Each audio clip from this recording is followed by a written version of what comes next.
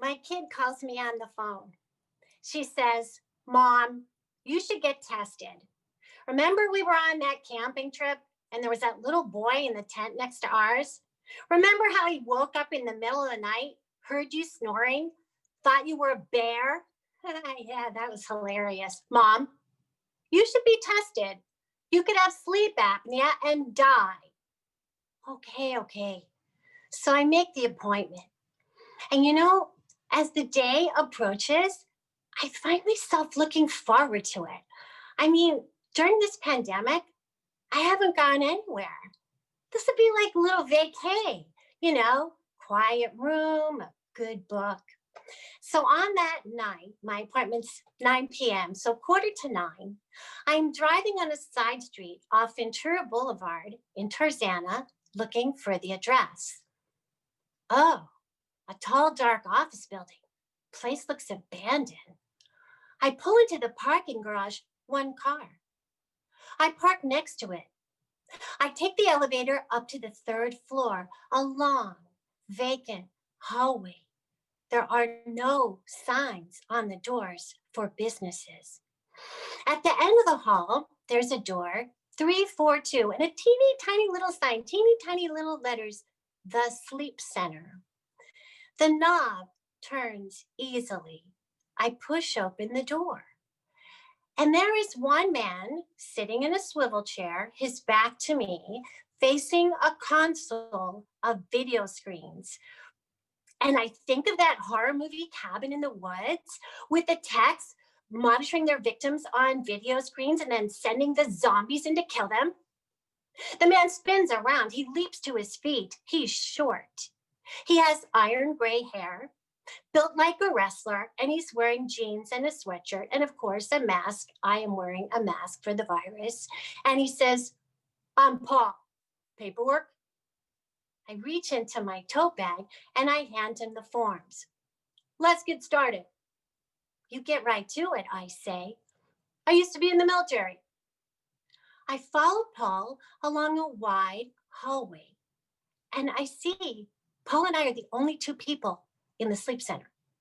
There are no other techs and there are no other patients. There are doors open along the hallway. Each room is identical.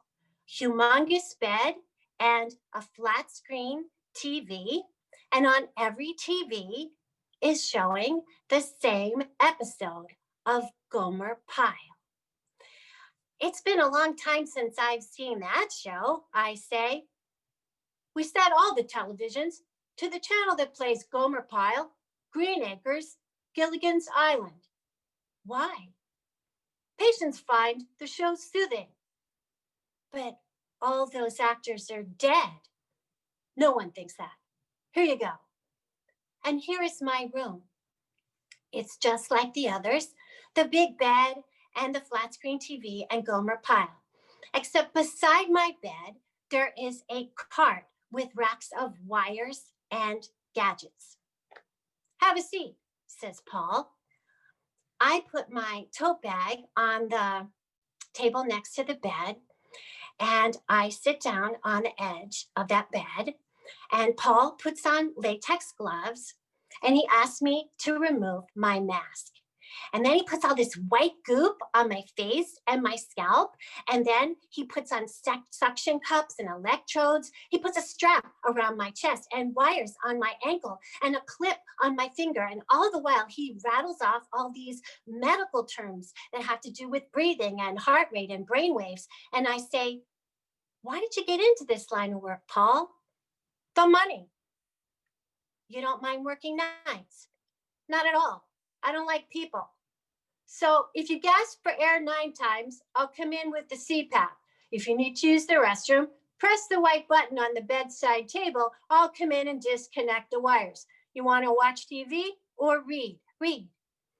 And so Paul switches on a light on the bedside table, and he turns off the television, and he stands at the door, and he says, 30 minutes till lights out. And he switches off the overhead light.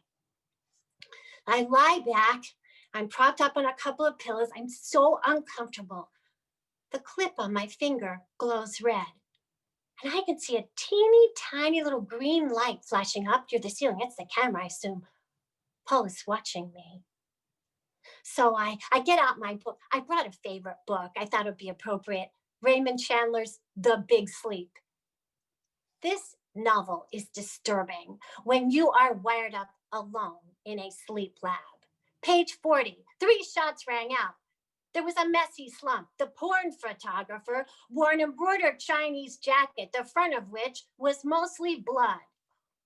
So I put the book away. I look at my phone, 10 o'clock. I never go to bed this early. I switch off the light. I try to lie still.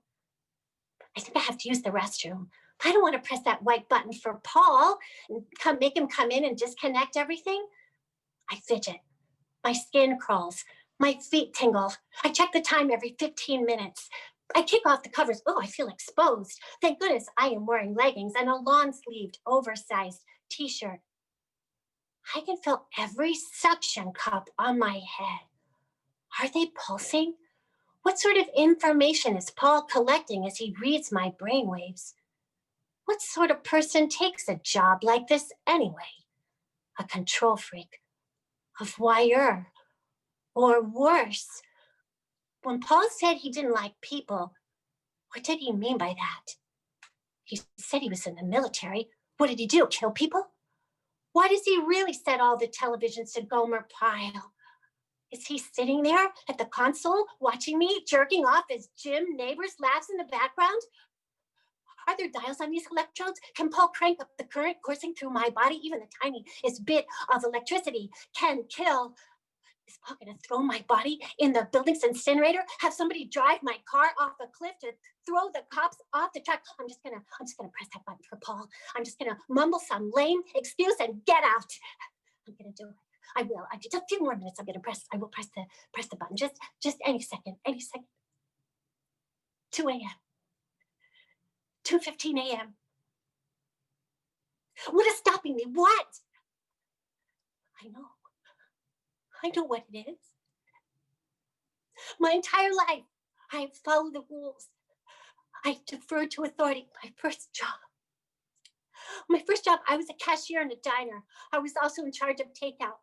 And I had 2 customers, a woman waiting for a sandwich and a man for toast. And the sandwich came and the woman took her sandwich and she went next door to an office building. And the toast never came. And finally, my boss, Tina, 4'11" in heels, stormed out of the kitchen and she said, "Vicki, the toast was in with the sandwich. Go get the toast." I did that. I ran after toast. Can Paul see my tears? I startled awake. I must have drifted off for just a second. I pressed the white button for Paul. And a moment later, there he is. There he is at the door. He turns on the light. He has his clipboard and I say, "I'm done." And he says, "I have enough information to make the assessment." What? What time is it? 4:39 a.m. Well, it can't be. I don't think You need to answer some questions. Question 1, from your perspective, how long did it take you to fall asleep? Well, I didn't think I ever did, but then I seemed like I was waking up, so it was really weird. You just need to answer the question so I can fill out the form. According to your perspective, how long did it take you to fall asleep? 4.5 hours? According to your perspective, how long were you asleep? 2 hours? Do you sleep like this at home? No, I've never had a night like this. Paul, do I have sleep apnea? Did I come in with a CPAP? No. Well then. And so he takes some alcohol and he removes the electrodes and the suction cups and disconnects me from all the wires. I go into the bathroom. My hair is standing straight up. I look insane. I am so tired. I drive home, afraid to get on the freeway. I go surface. I get to my house. I go into the kitchen. I sit down in a chair and I think, I don't have sleep apnea. And I press the escape button.